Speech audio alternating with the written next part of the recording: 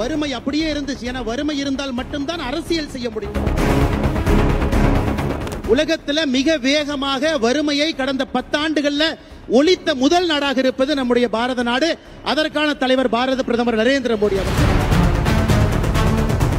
ஒரு சமுதாயத்தை சார்ந்த, ஒரு மதத்தை சார்ந்த மக்களை மட்டும் தொடர்ந்து கொச்சைப்படுத்துவதே முழுநேர வேலையாக திராவிட முன்னேற்ற கழகத்தினுடைய அரசு வைத்திருக்கின்றார்கள். எப்படி மக்களுக்கு நிம்மதி இருக்கும்? திராவிட முன்னேற்ற கழகத்தினுடைய ஆட்சி வீட்டுக்கு அனுப்பப்பட வேண்டும்.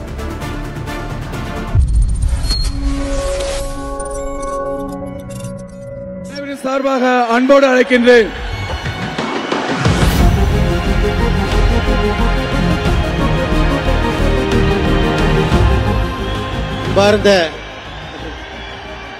அன்பார்ந்த பெரியவர்களே, தாய்மார்களே, அன்பிற்கினிய சகோதர சகோதரிகளே, ஐயா அண்ணா தயவு செஞ்சு உட்காருங்க. அண்ணா தயவு செஞ்சு. அண்ணா பாரத் மாதா கி, பாரத் மாதா கி. நம்முடைய மத்திய உள்துறை அமைச்சர், மத்திய கூட்டுறவுத்துறையினுடைய அமைச்சர் திரு அமித்ஷா அவர்கள் தமிழகத்திற்கு ஒரு முக்கியமான நேரத்தில் இங்க வந்திருக்கிறாங்க. மத்தியில நம்முடைய ஆட்சி 2014 அமைந்த பிறகு 11 ஆண்டுகள் பூர்த்தி செய்துவிட்டு ஐயா அவங்க அங்க வந்திருக்கிறாங்க. 11 ஆண்டுகள்ல இந்தியாவுடைய மாற்றத்தை சொல்வதற்காக வந்திருக்கின்றார்கள். இன்னொரு பக்கம் கடந்த 4 ஆண்டுகளாக தமிழகத்தை பின்னோக்கி எடுத்து சென்று கொண்டிருக்கக்கூடிய திராவிட முன்னேற்ற கழக ஆட்சியினை இங்கிருந்து அழித்தெடுக்க வேண்டும் என்கின்ற உற்சாகத்தை உங்களுக்கு அளிப்பதற்காக நம்முடைய உள்துறை அமைச்சர், கூட்டுறவுத்துறை அமைச்சர் திரு அமித்ஷா அவர்கள் வந்திருக்கின்றார். மிகுந்த உற்சாகமான வரவேற்புக்கிடையே மதுரை மாநகரத்திற்கு நாம் எல்லோரும் கூட அவரை வரவேற்றுக் கொண்டிருக்கின்றோம். நம்முடைய ஆற்றல் மிகுந்த மாநில தலைவர், முன்னாள் அமைச்சர், நம்முடைய எல்லோருடைய அன்பையெல்லாம் பெற்றிருக்கக்கூடிய அண்ணன் நயினார் நாகேந்திரன் அவர்களுடைய முதல் நிகழ்வாகவும் கூட இருக்கிறது. அவருக்கும் இந்த நேரத்தில் நம்முடைய பாராட்டுகளையும் வாழ்த்துக்களையும் நாம் தெரிவித்துக் கொள்ள வேண்டும். நம்முடைய மத்திய இணை அமைச்சர் ஐயா முருகன் அவர்கள் இங்கே வந்து மிக அற்புதமாக மோடி ஐயாவுடைய சாதனையை பேசிவிட்டு அமர்ந்திருக்கின்றார்கள். அதே போல மேடையில் இருக்கக்கூடிய எல்லா நம்முடைய முக்கியமான மூத்த தலைவர்கள், காலத்தினுடைய அருமை கருதி எல்லாருடைய முக்கியமான மூத்த தலைவருடைய பெயரையும் நான் சொன்னதாக கருதி, அன்பு சொந்தங்களே, 11 ஆண்டுகள் நாம் செய்திருக்கக்கூடிய மிக முக்கியமான சாதனை என்னங்க? 60 ஆண்டு காலமாக காங்கிரஸ் ஆட்சி ரொட்டி, மக்கான், கப்படா இந்த 3 வார்த்தையை வைத்து அரசியல் செய்து கொண்டிருந்தார்கள். வறுமை அப்படியே இருந்துச்சு. ஏன்னா வறுமை இருந்தால் மட்டும்தான் அரசியல் செய்ய முடிந்தது.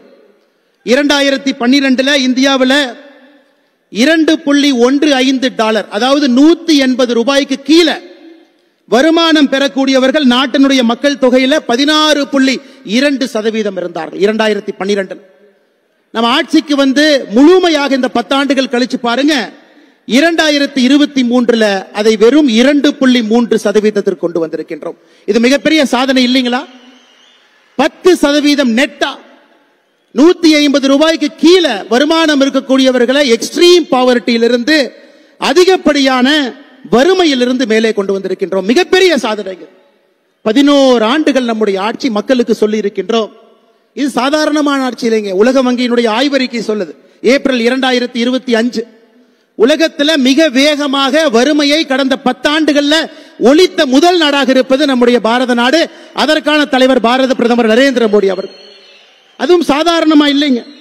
யோசிச்சு பாருங்க, நம்முடைய பிரதம மந்திரியினுடைய ஆவாஸ் யோஜனா, வீடு கட்டி கொடுக்கக்கூடிய திட்டமாக இருக்கட்டும், உஜ்வல யோஜனா திட்டமாக இருக்கட்டும், ஜன்தன் யோஜனா திட்டமாக இருக்கட்டும், ஆயுஷ்மான் பாரத்தாக இருக்கட்டும், எல்லா திட்டத்தையும் ஒரே வீட்டிற்கு கொண்டு வந்திருக்கின்றோம். அன்பு சொந்தங்களே, இன்னைக்கு தமிழ்நாட்டில் பார்க்கும் பொழுது மக்கள் நிம்மதியா இருக்கிறாங்களான்னு கேட்டீங்கன்னா நிம்மதியாக கிடையாது. காரணம் என்னன்னா, பெண்களுக்கு பாதுகாப்பு இல்லாத சார்கள் உலவி கொண்டிருக்கும் பொழுது எப்படி பெண்களுக்கு நிம்மதி இருக்கும்? மக்களுடைய பணத்தை கொள்ளையடித்து சினிமா படம் தயாரிக்கக்கூடிய தம்பிகள் உலவி கொண்டிருக்கும் பொழுது எப்படி மக்களுக்கு நிம்மதி இருக்கும்? மத்திய அரசின் மீது, திட்டத்தின் மீதெல்லாம் ஸ்டிக்கர் ஒட்டி எந்த வேலையும் செய்யாமல் 4 ஆண்டு காலம் திராவிட முன்னேற்ற கழகத்தினுடைய ஆட்சி காலத்தை கடத்தி இருக்கின்றார்கள். எப்படி மக்களுக்கு நிம்மதி இருக்கும்? ஒரு சமுதாயத்தை சார்ந்த, ஒரு மதத்தை சார்ந்த மக்களை மட்டும் தொடர்ந்து கொச்சைப்படுத்துவதே முழுநேர வேலையாக திராவிட முன்னேற்ற கழகத்தினுடைய அரசு வைத்திருக்கின்றார்கள். எப்படி மக்களுக்கு நிம்மதி இருக்கும்? அதையெல்லாம் தாண்டி நடுத்தர குடும்பத்தில் நிம்மதியாக வெட்டுப்படாம வீட்டுல பாதுகாப்பாக யாராவது இருக்க முடியும்னா முடியாது.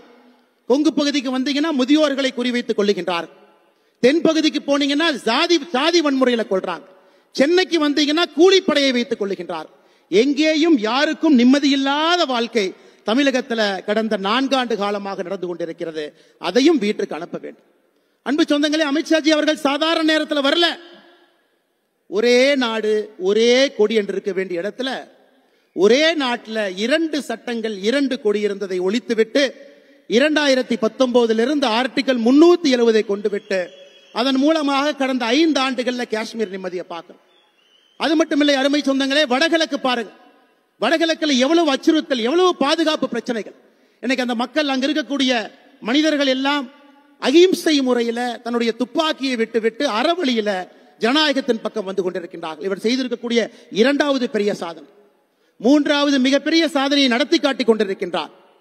இவர் உள்துறை அமைச்சராக பொறுப்பேற்ற பொழுது இந்தியாவிலே நக்சல் பிடித்த மாவட்டங்கள் 38, காட்மண்டுவில் ஆரம்பித்து திருப்பதி வரை நக்சல்கள் இருந்தார். ஒரு சூழலை அறைத்தார். 2026 மார்ச் மாதம் முடியும் பொழுது நக்சல் முக்த் பாரத், பாரதத்திலே நக்சலிசம் இல்லாத ஒரு நாட்டை உருவாக்கி காட்டுவேன் என்று. கடைசியாக இந்த நக்சல் ஒரே ஒரு மலையில கரிகட்டா பகுதியில் பதுங்கி இருக்கின்றார்கள். அதையும் ஒழித்து கட்ட போகின்றார்கள். இன்னைக்கு அமித்ஷாஜி அவர்கள் இங்கே வந்திருப்பது 2026 ஆட்சி மாற்றம் ஏற்படப்பட வேண்டும். திராவிட முன்னேற்ற கழகத்தினுடைய ஆட்சி வீட்டுக்கு அனுப்பப்பட வேண்டும். அதற்காகத்தான் குறிப்பாக பூத்துல வேலை செய்யறவங்க, மாவட்டத்தில் வேலை செய்யறவங்க, மாநிலத்தில் வேலை செய்யறவங்க, பாரதிய ஜனதா கட்சியினுடைய பொறுப்பில் இருக்கக்கூடியவங்களை மட்டும் மதுரையில் அழைத்து நம்முடைய மாநில தலைவர் அண்ணன் நயினார் நாகேந்திரன் அவர்கள் இந்த கூட்டத்தை நடத்தி கொண்டிருக்கின்றார்கள். அன்பு சொந்தங்களே, ஒரு சங்கல்பத்தோடு செல்லுவோம். 2026 நம்முடைய ஒற்றை இலக்கு திராவிட முன்னேற்ற கழகத்தை வீட்டுக்கு அனுப்புவது மட்டும்தான் ஒற்றை இலக்கு. வேறு எதுவும் நமக்கு இலக்காக இருக்கக்கூடாது என்று சொல்லி வந்திருக்கக்கூடிய எல்லோருக்கும் நன்றி தெரிவித்து, மேடையில் இருக்கக்கூடிய தலைவர்களுக்கும் என்னுடைய வாழ்த்துக்களை தெரிவித்து உரையை முடித்துக் கொள்கின்றேன். நன்றி, வணக்கம். பாரத் மாதா கி ஜெய்.